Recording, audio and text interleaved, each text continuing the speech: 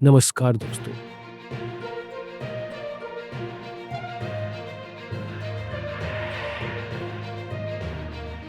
आपके लिए वचोंकाने गारेजारन के रवालुंटिमी जोलोडिमिर जेलेंस्की ने हाल ही में अमेरिका का दौरा किया है, जिसमें उन्होंने अमेरिकी राष्ट्रपति जो बाइडेन और उपराष्ट्रपति कमला हैरिस के साथ मुलाकात की। ये दौरा ऐसे समय पर हुआ है जब यूक्रेन रूस के साथ गहरे संघर्ष में है। क्या ये एक साधारण बैठक है या इसके पीछे कोई बड़ा इरादा छिपा है? दौरे का क्या प्रभाव पर क्या पाइए इस खबर के पीछे की कहानी को जानने का प्रयास करते हैं। जेलेंस्की का यह दौरा एक ऐसे समय में हुआ है जब यूक्रेन रूस के साथ एक भयंकर युद्ध में उलझा हुआ है। यूक्रेन को इस युद्ध में न केवल अपनी संप्रभुता के लिए लड़ना है, बल्कि अपने नागरिकों की सुरक्षा और बचाव के लिए भी। हाल के घटनाक्रमों में जेलेंस्की ने बाइडेन से लॉन्ग रेंज मिसाइलों के इस्तेमाल की अनुमति मांगी है, जिससे वो रूस पर और अधिक दबाव डाल सके। इसके साथ ही उन्होंने $8 बिलियन के फंड की शीघ्र वितरण की भी बात की है, ताकि राष्ट्रपति बाइडेन का कार्यकाल खत्म होने से पहले उन्हें यह सहायता मिल सके। इस समय यूक्रेन के लिए समर्थन जुटाना बहुत जरूरी है। जब पूरी दुनिया इस संघर्ष पर नजर रख रही है, उस समय यूक्रेन को अपने मित्र देशों से और मदद की जरूरत है। मगर इस संकट के बीच राष्ट्रपति जेलेंस्की अपने राजनीतिक भविष्य पर भी विचार कर रहे हैं। क्या वो जो बाइडेन के नेतृत्व में नाटो और यूरोप के समर्थन पर भरोसा कर सकते हैं, या क्या उन्हें संभावित रूप से एक नई राजनीतिक बुनियाद की तलाश करनी होगी? इसी संदर्भ में उन्होंने पूर्व राष्ट्रपति डोनाल्ड ट्रंप से भी मुलाकात की, जो कि एक चौंकाने वाला कदम है। ट्रंप, जो पहले यूक्रेन के मामलों में जेलेंस्की के खिलाफ आलोचनात्मक रहे हैं, अब जेलेंस्की से बात कर रहे हैं। यह ताज्जुब की बात है कि एक पूर्व राष्ट्रपति जो यूक्रेन के प्रति अपनी संवेदनशीलता के लिए जाने जाते हैं, उन्होंने अब जेलेंस्की के साथ बैठक की है। यह सवाल उठता है, क्या जेलेंस्की अपनी स्थिति को मजबूत करने के लिए ट्रंप का समर्थन प्राप्त करना चाहते हैं? आइए इस मुलाकात की और अधिक गहराई में जाते हैं। जेलेंस्की और ट्रंप की मुलाकात के दौरान ट्रंप ने यह बयान दिया कि अगर वह चुनाव जीतते हैं तो वह इस विवाद को तुरंत खत्म कर देंगे। उन्होंने स्पष्ट किया कि पुतिन उनके अच्छे दोस्त हैं और इस मामले को आसानी से सुलझाया जा सकता है। आप सोचिए, जिस व्यक्ति का यूक्रेन के लिए इस समय सबसे बड़ा दुश्मन है, उसी से दोस्ती की बातें हो रही हैं। जेलेंस्की की स्थिति असामान्य है और इसका क्या प्रभाव पड़ेगा, ये चिंता का विषय है। ट्रंप की अनायास घुसपैठ इस बैठक की ओर इशारा करती है कि राजनीतिक संतुलन बदल सकता है। अगर ट्रंप का समर्थन जेलेंस्की को मिल जाता है, तो क्या इससे रूस को और भी अधिक सख्त जवाब देने की प्रेरणा मिलेगी? क्या जेलेंस्की यह सोच रहे हैं कि ट्रंप के अंदर इस मुद्दे को सुलझाने की चाहत है, या फिर यह एक राजनीतिक खेल है? इस मुलाकात ने कई सवाल उठाए।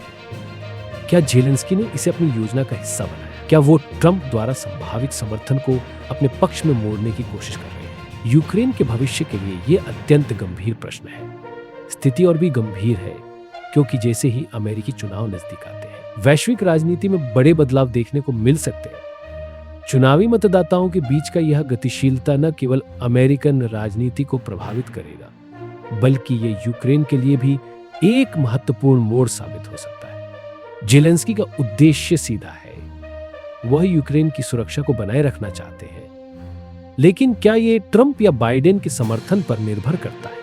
हमें पहले यह समझना होगा कि यूक्रेन के संदर्भ में दुनिया की दृष्टि क्या है। रूस की आक्रामकता ने नाटो को एकजुट किया है, लेकिन क्या यह स्थायी है?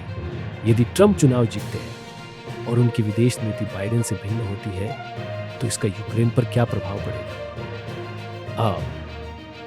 एक बात महत्वपूर्ण है, कमला हैरिस ने ट्रंप का नाम लिए बिना उनकी नीतियों पर तंज कसा है। उन्होंने कहा कि कुछ लोग यूक्रेन को पुतिन के सामने समर्पण करने का सुझाव देते हैं।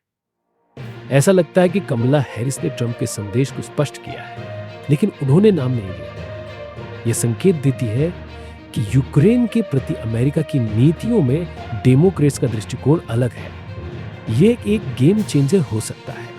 खासकर तब जब चुनावी परिणाम यूक्रेन के भविष्य का निर्धारण कर सकते हैं। इसके अलावा ये पूछना भी महत्वपूर्ण है कि क्या यूक्रेन के लोग ट्रंप में दिलचस्पी रखते हैं, क्या वे उस व्यक्ति का समर्थन करना चाहेंगे जो पहले ही अपने कार्यकाल के दौरान यूक्रेन को बल्लमगीन राजनीतिक शतरंज का मोहरा बना चुका है। ज़ेलेंस्की की ये सभी चर्चा इस संकट के प्रति उनकी चिंताओं की दर्शाती है।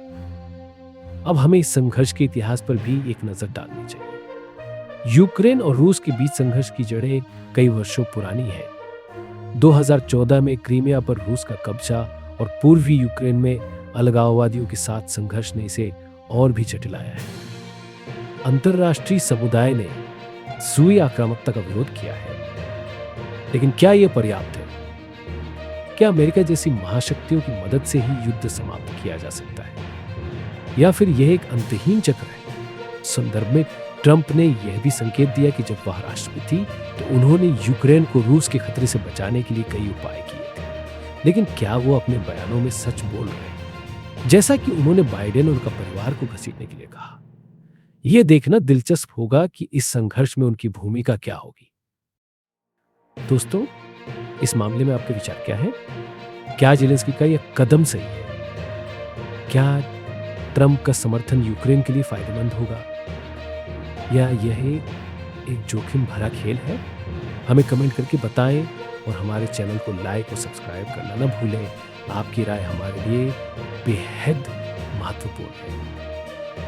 आइए इस चर्चा को आगे बढ़ाते हैं और न्याय के लिए अपनी आवाज उठाते हैं। इस पूरे घटनाक्रम में कई अनसुलझे सवाल हैं और हम इन पर गौर करने से चूक नहीं सकते।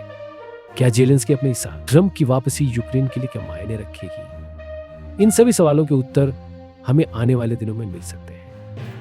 हम आपको इस मुद्दे पर अपडेट करते रहेंगे। इस आने वाले चुनाव के परिणाम समझौते का कोई नया मोड़ ला सकते हैं। अगर ट्रंप जैसे व्यक्ति फिर से अमेरिकी राष्ट्रपति बने तो यूक्रेन की स्थिति क्या होगी? हमें ध्यान रखना होगा कि किसी भी निर्णय का प्रभाव न केवल यूक्रेन के लिए बल्कि वैश्विक राजनीति पर भी होगा। जैसे जैसे हम इन सवालों पर विचार करते हैं, हमें उम्मीद है कि उज्जवल दिन जल्द ही यूक्रेन के लोगों के लिए आएंगे। न्याय और पारदर्शिता की इस लड़ाई में आपके समर्थन की आवश्यकता है। धन्यवाद और सुरक्षित रहें।